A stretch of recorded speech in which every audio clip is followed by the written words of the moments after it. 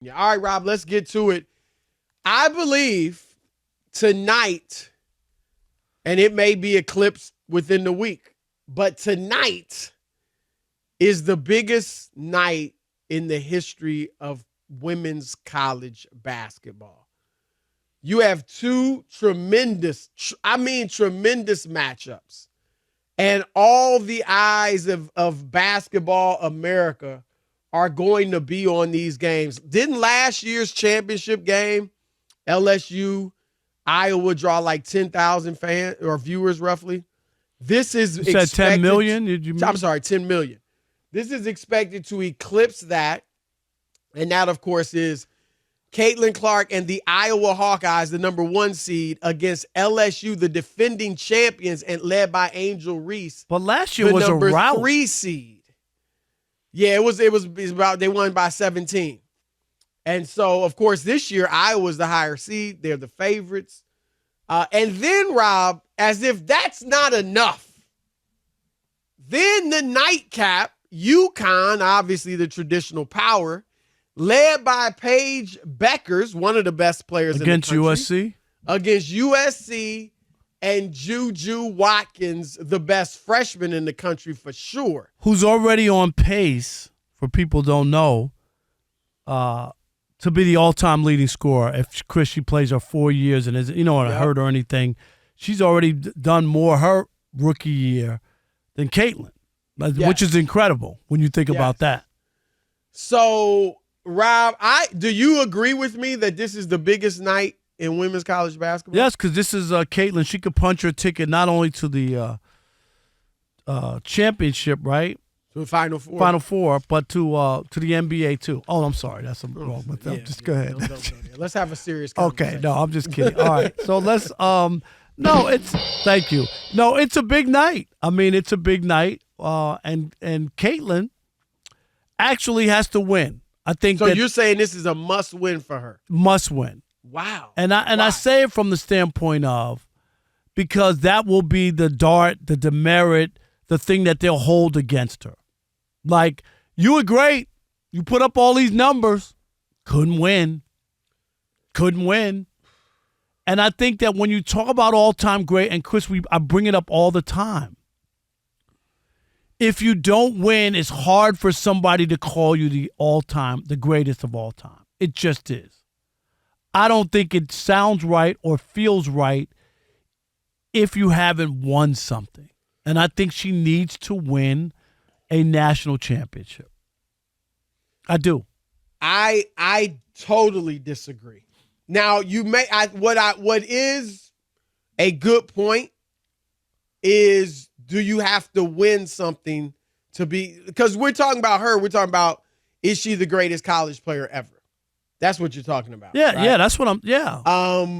Cheryl Miller, she won a couple, right? And I would think my mind goes to Cheryl Miller when I think of the greatest ever. I'm just saying, like, if people wanted to make an argument for her, Chris, it's almost impossible to make that argument if you don't win. That's here's why I and these guys aren't considered GOATs, because I don't think she has to win. I think talent-wise, LSU, which obviously is the defending champion, they have more talent team-wide. Also, Rob, and one of the interesting things about Caitlin Clark in this run is that she has been compared to men, which we've never seen with women's college basketball. Whether it's Ice Cube asking her or offering $5 million for her to play in the Big Three, you saying you think she could play in the NBA, as ridiculous as it might be. You said it, you believe it, I guess. But also, Rob, when she broke the scoring record, people threw in, well, she's breaking Pistol Pete's record for all-time lead scorer. We've never compared women's sports to the men's records like that. So that's one of the interesting things, is she's being compared to men. But I think Chris, also though, what woman broke the all-time scoring record in college that they would even compare? I'm sure there might be other. What about the assist? I don't know, but the assist record, the rebound record, like, okay, I don't even understand why they did that.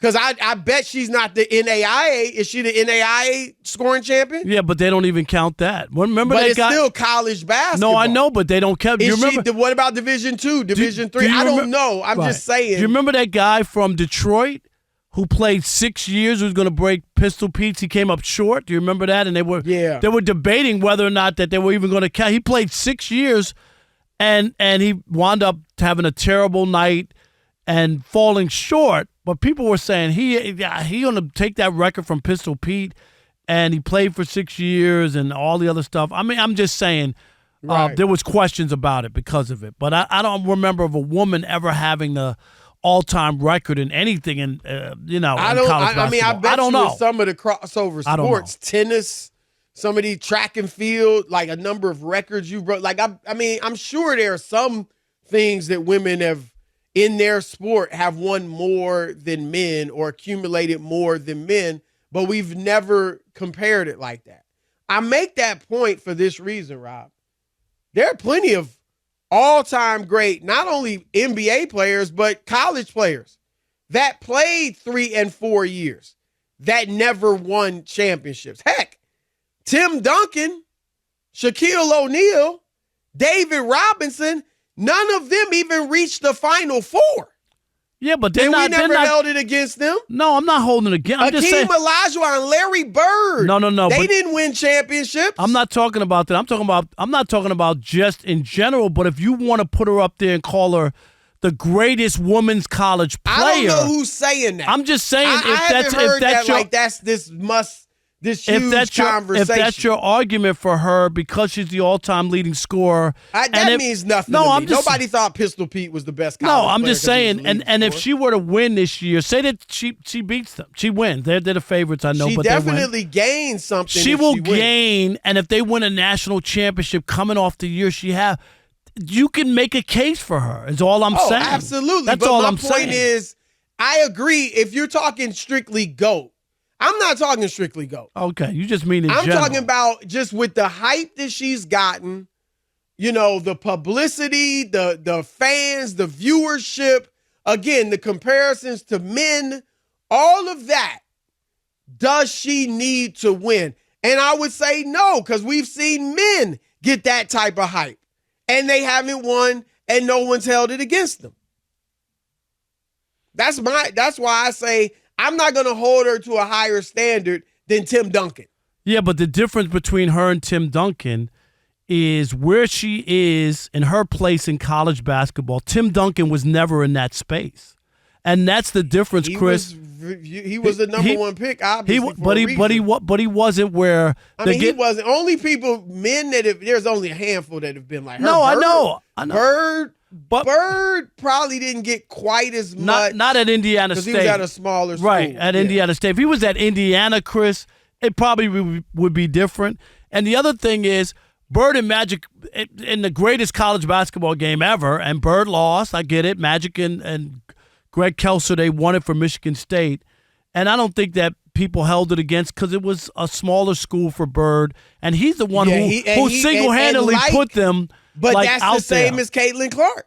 Put them out there. It's very similar. Now, Angel Reese is not comparable as great as she is to Magic Johnson. No. It's not the same. The talent discrepancy between LSU's roster, I believe, and Iowa's roster, it is similar to Bird in that they've got one transcendent star who's kind of carrying a team. And look, Iowa's had a pretty good program before Caitlin Clark got there. They weren't like Indiana State or anything. They were a good, really good program, but not a UConn or Tennessee or LSU or Baylor or something like that. And the number for that is still mind-boggling, isn't it? But it's a whole different. Right, it's a different. I'm just saying, but the TV it was rating, 3 channels. Right, and like 1 in 3 households had that game on. Right, I mean, and that back then, like which you makes said, sense because it was only 3 channels. Right, So it wasn't 500 channels with 400 with nothing on them, which is the worst part. Right.